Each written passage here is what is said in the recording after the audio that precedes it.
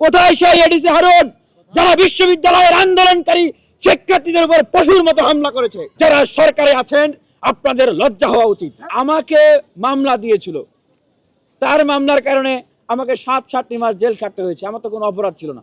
মানে আমি আমার কথা বলছি শুধু না, এরকম হাজার হাজার মানুষকে অন্যায়ভাবে তারা অত্যাচার করেছে, নিপীড়ন করেছে। এই বিশ্ববিদ্যালয়ের শিক্ষার্থীরা কোনো ন্যায্য দাবি দাওয়া নিয়ে আন্দোলন করলে তাদের উপরে তারা দানবের মতো হামলে পড়েছে। এই এডিসি হারুন কোথায়? কোথায় সেই এডিসি হারুন যারা বিশ্ববিদ্যালয়ের আন্দোলনকারী শিক্ষার্থীদের উপর পশুর মতো হামলা করেছে? আমরা এই সরকারের কাছে জানতে চাই, এডিসি হারুন কোথায়?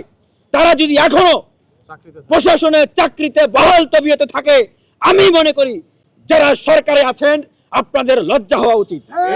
এটি আপনাদের ব্যর্থতা। কেন আমাদেরকে আবার এই বিশ্ববিদ্যালয়ের এই লাইব্রেরির সামনে দাঁড়িয়ে এই কথাগুলো বলতে হবে?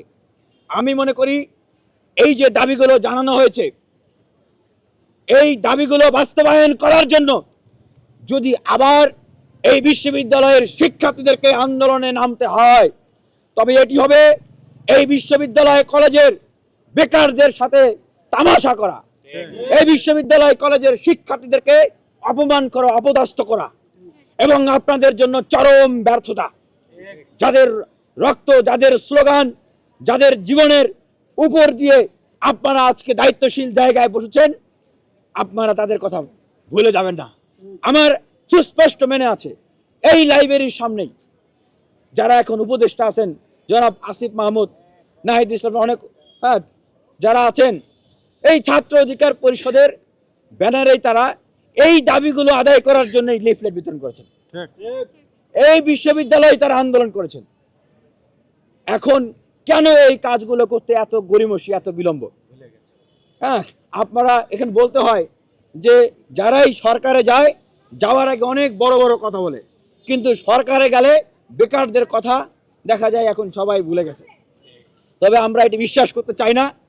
আমরা মনে করি যে আমাদের যে ভাইরা এখন উপদেষ্টা দায়িত্ব পালন করছেন, তারা তাদের সহযোদ্ধা, তাদের সাথে যারা আন্দোলন করেছে, স্লোগান দিয়েছে, একসাথে যারা এখন চাকরির জন্য যারা প্রস্তুতি নিচ্ছে, তাদের কথা ভুলে যাবেন না।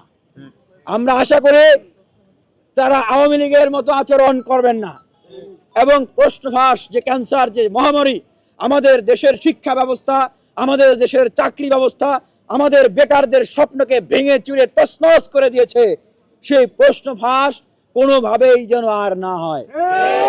এবং বিগত সময়ে যেই সমস্ত পরীক্ষায় প্রশ্নফাঁস হয়েছে, দুর্নীতি হয়েছে, সেগুলোকে তদন্ত করতে হবে। এই দুর্নীতিবাজরা, এই প্রশ্নফাঁসকারীরা, তারা এখন সরকারের যে পদেই থাকুক না কেন, তাদেরকে সেখান থেকে বহিষ্কার করতে হবে, অপসারণ করতে হবে।